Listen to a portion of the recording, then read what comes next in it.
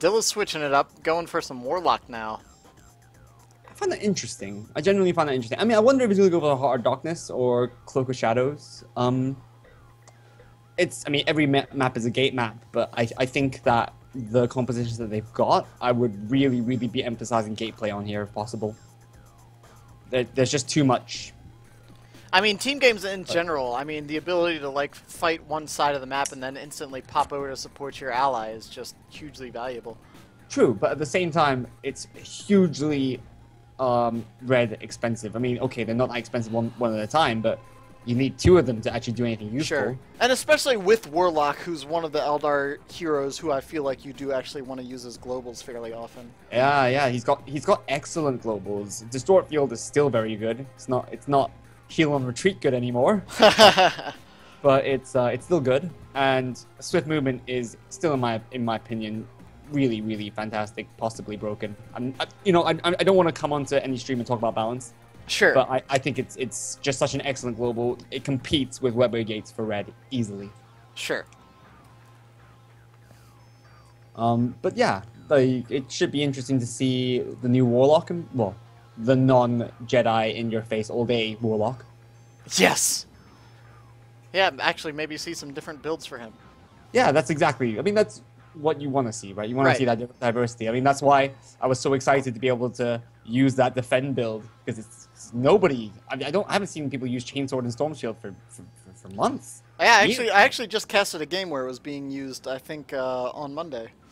Really? Yeah, I think it was actually also versus Nids. It was versus Ravener, I believe. I tend to get them more against like people who go crazy amounts of shooty. Mm-hmm. Which makes sense. Nids, that's interesting though. Alright, here we go. So, this is the decider. Yes, it is. Oh man, and look at this crazy new Warlock too. He looks nuts. I haven't even noticed. Oh my god, what is this? He's got some sort of crazy head plumage, and everybody's got cloaks and. These Eldar are going for the intimidation factor. They're bringing out the style. Yeah, you know what? You can commentate for a while. I'm just going to admire that for a second. Holy wow. Man. Nice destructor. I mean, trading a retreat like that, even though he didn't do any damage, it's really...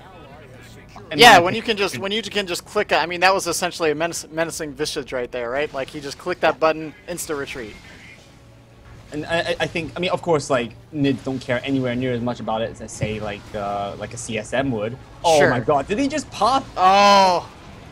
That's a bit of cheeky play, and that's a good decap, but obviously exploiting the fact that Hive Tyrant can just knock stuff out of the way. Right.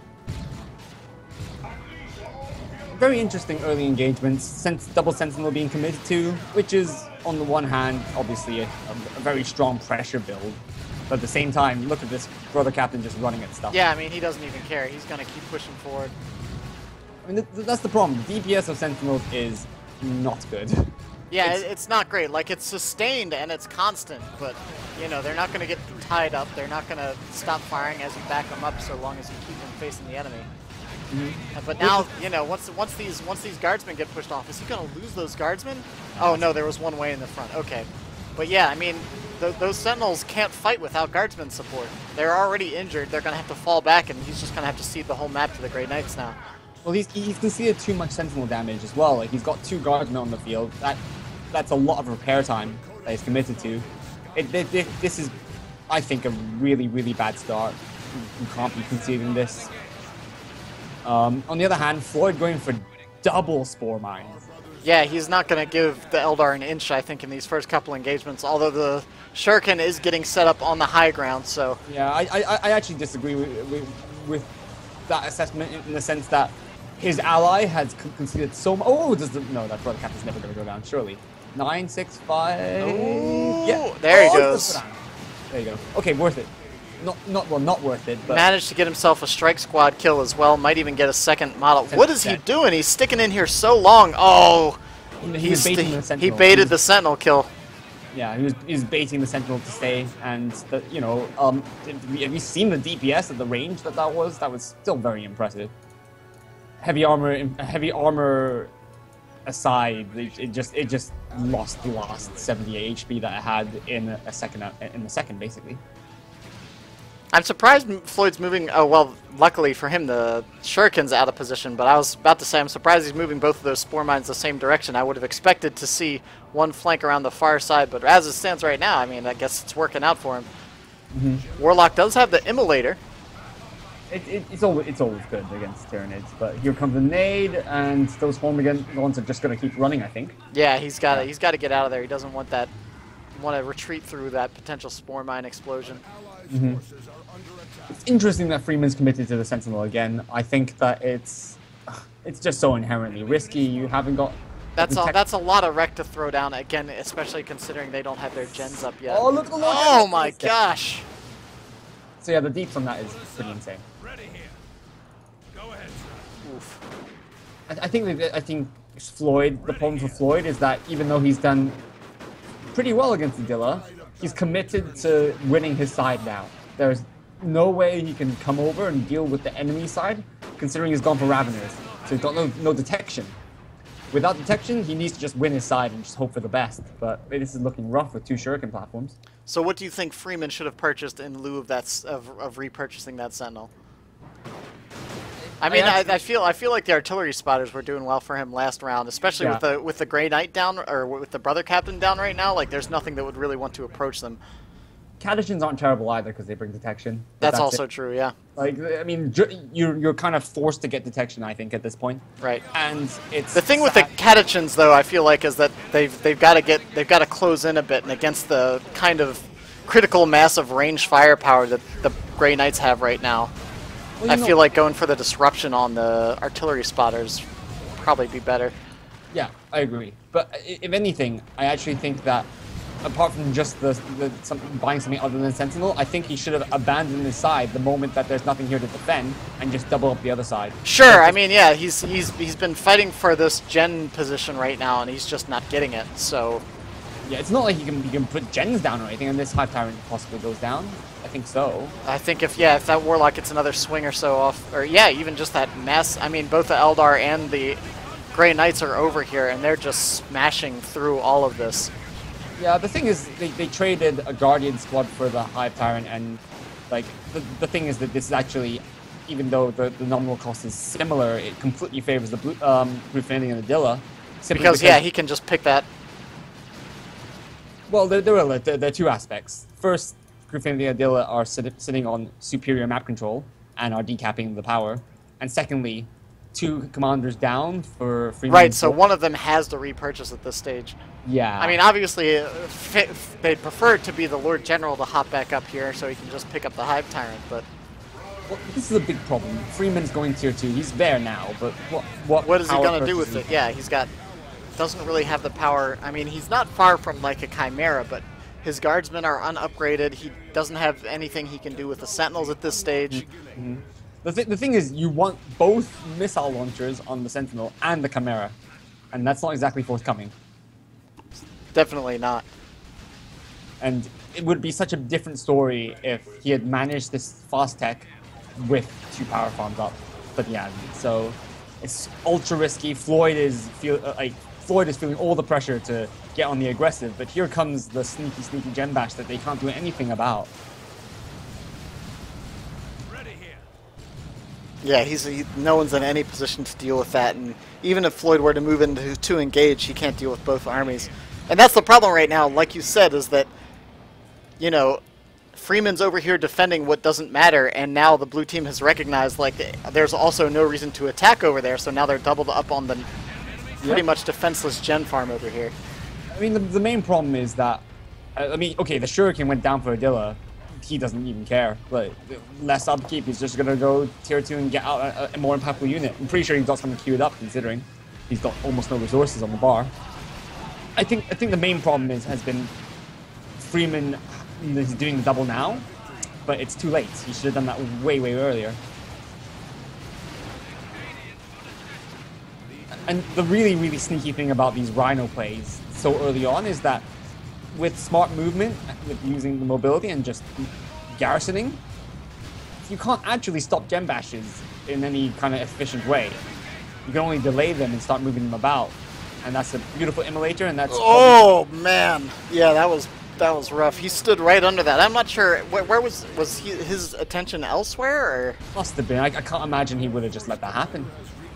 And the thing is, considering Floid was the shining hope of glory for the team, I mean, if they can get the Rhino, that'd be something, but he's losing this Guardsman, potentially. Yep. Inquisitor Operative damage is pretty good. Have I said that already? You've mentioned it once or twice. I think, yeah, probably. And so the Sentinel goes down now. Yep. Was that the Rocket Sentinel? That wasn't the Rocket Sentinel, at least, but even so, they need everything they got at this point. Yeah, and the Sentinel's taking so much damage. Falcon, yep, Falcon is an excellent choice. You cannot argue with that. It's pretty much the perfect choice, I think. Sentinel goes down.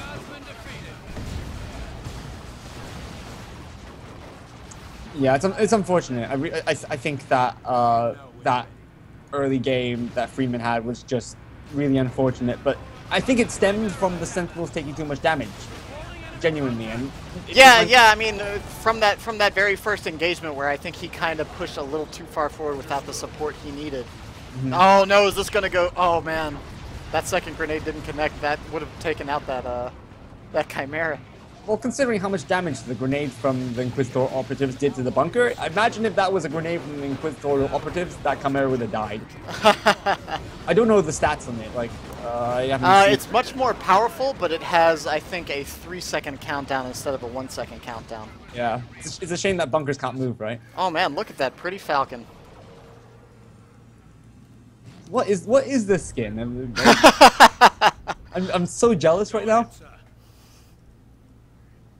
No, I'm actually glad that Freeman and Floid aren't just GGing out right now, because as far ahead as the QuarterFinal and Adila are right now, they're not out of the game as long as their opponents make a mistake.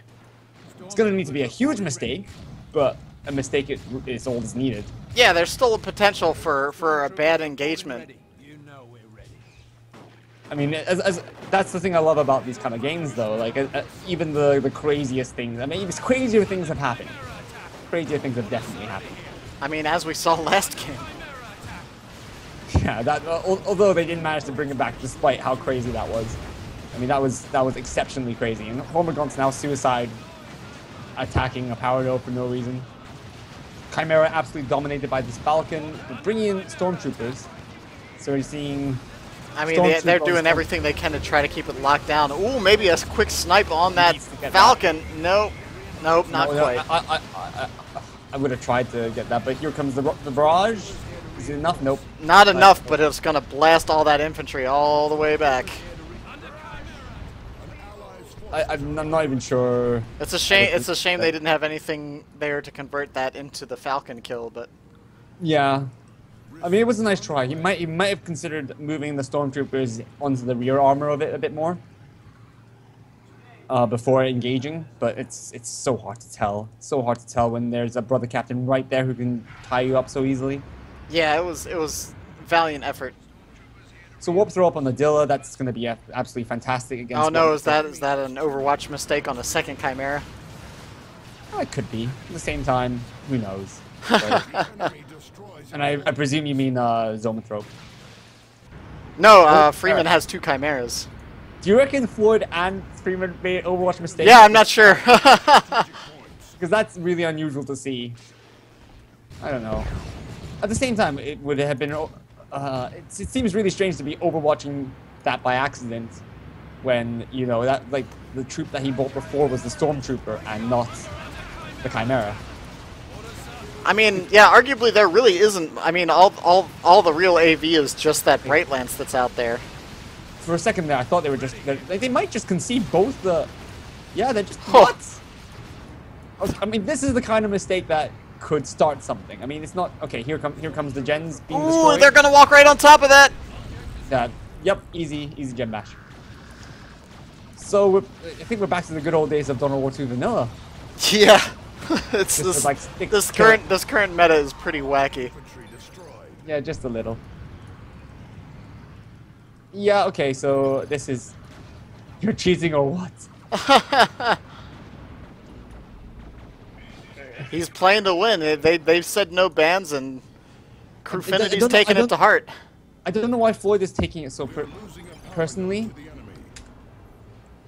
Like if he thought that was against the rules, he needed to talk to people and not get like so touchy about it. In my opinion, like you could have checked in between games about this, you know. I mean, they already mentioned, you know, in the pre-game chat that all bans were rescinded, so he just has to kind of accept and deal with that. But like, we've already seen that his getting distracted about this has affected his play in the previous game. It's not helping the situation. I mean, I can understand why it seems not very nice, but if it's in the rules, it's in the rules. You can't get salty about it.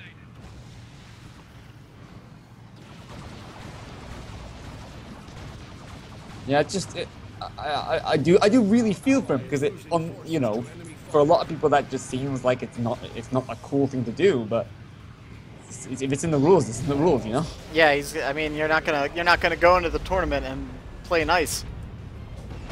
Certainly not, unless of course you're happy to bust up first round, right? Inquisitors almost get another squad kill there. Yeah, I think it's still feasible that Freeman and Floyd can stay in this game. It's really rough, but the fact that QuarterFinal and Adila have both their commanders down, that's one thing I think actually is going for them. Yeah, I mean it's buying some time. And we've already seen that they're capable of taking on double. I mean, albeit this time at a huge VP disadvantage. It's not like those Paladin GK Terminator combo is completely unbeatable. I really hope that they find some way to not have to take on this D-cannon front on though, like this. Yeah, that's the problem, is that we're starting to see like the Eldar getting all their powerful long-range weapons going. Yeah, he needs to be really careful here. He really needs to be really careful here. I mean, he's microing these double tropes well as well, which is he's gonna have to do because he hasn't got anything really to cope with the Falcon itself or really the D-cannon and close that distance. Oh, oh no. Paladin's in the thick of it.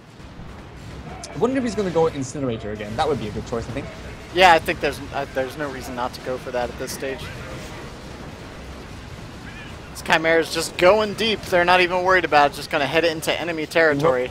Yeah, well, where else can they go? I mean, if I were him, I wouldn't even walk. Ooh, that Manticore shot! Did that actually take him out, or did they get? Oh, beautiful! Takes out the Falcon. Got one of the Dire Avenger squads as well.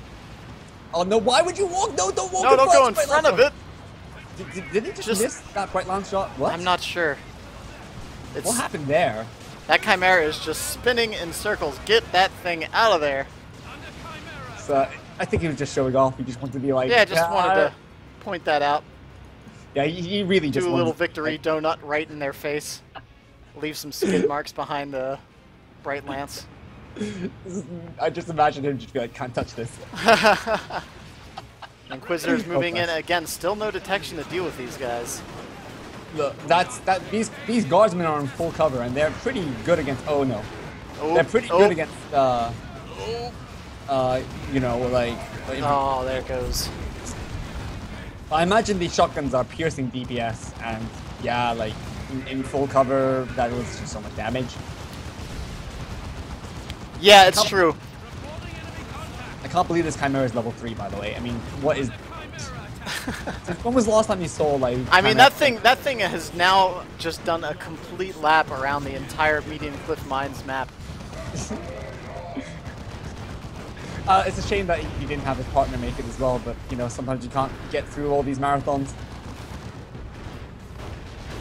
So this Paladin really pushing forward now. It's been an interesting game, and as I said, I'm really, really glad that Freeman and Floyd haven't just given up. And here comes a fire prison now. Yeah, I mean, the QuarterFinal. I mean, again, the Terminators are kind of the linchpin of this army at this stage. Like those operatives, obviously very powerful too, but there's the blue team really doesn't have much on the map. Like Adila has the fire prism now, but his army has no staying power. Like, if it gets pushed in on it, all of that has to get out of there. The Fire Prism can't stay. He's got a D-Cannon and a Bright Lance. That's it. Like, the Warlock is the strongest thing he's got out there right now. Yeah. And he finally picked that back up. So he should be able to get the Brother Captain back out here as well. A big problem they have is the VPs, and secondly, the fact that QuarterFinal has an orbital bombardment at his command whenever the hell he wants. I mean, it would be more feasible, I think, that they make this comeback if Rocket Run was available, but Freeman's only halfway to tier 3. Gene Stealer's coming out. Gotta buy something. Yeah, I guess so. I mean, it's it. 50 VPs back against the wall. Gonna have a 2-to-1. Gotta buy something. Oh, and down goes the Manticore to that side cannon. Yeah, I mean and that's one of the things I think is really intimidating about like the Terminators that GK can feel. Oh, that's not nice. That base aura keeps everything healthy, though. Yeah, I don't know. I mean, personally, I've never felt that that base nuking was particularly cool, but what do I know? Yeah, it's certainly not the greatest sportsmanship, but you know. Yeah, it could be worse. And in the end, it was only delaying tactic. Yeah, I mean that's the thing. Like, depending on how the nuke hits and like. Yeah. So the thing is, they stemmed the VP bleed for now, and these Gene Stealers are going to do a lot of work on this D cannon. So they might get them actually. Yeah, they're dead. Where'd they go? Oh my goodness. Bye bye D cannon. Those Gene Stealers were hungry. That's the thing, like, sure, there's only 20 VPs left. Sure, QuarterFinal and Adila have all the advantages going forward with Paladin and Grey Knight Terminators, but some more lax play like that, and the game could swing. I mean, how good is this Bright Lance right now? Realistically speaking, it's just a capper. Yeah, that's all it's doing. Like, it can dissuade a Chimera push if it can stay on the field somehow. That's it. Yeah, but like with what Floid has, like he's getting some melee now, and he recognizes he can just push forward with that, and there's nothing that Eldar has to deal with that. They've got to stop this top VP decap though. You can't just let that Yeah, happen. you can't be lax on the VPs when you're sitting as low as they are. Like, they need to be super vigilant on all the VPs. At the same time though, like even okay, I actually agree with this. Like, Warrior Brood, why not just get stuff, just drop stuff on the field, because you know this stuff is happening. Like, as a comparison point to last game, where capping with Terminators and Paladins is not what they wanted to do. This is the time when this is exactly what you want to do. Right, and since you can be so blindly aggressive with your Terminators now, he doesn't even need to worry about that. An orbital on vehicles, that, I mean, that's a waste of red. That's all that is. I mean, I understand his spying. It may have bought a little bit of time right there, but yeah, QuarterFinal realizes that the Stormtroopers were there and promptly clears them up. Yeah, more Lehman Russes. He needs more Lehman Russes. Badly. And, you know, I can see why Floyd was kind of pushing in that corner, but now was definitely not the time.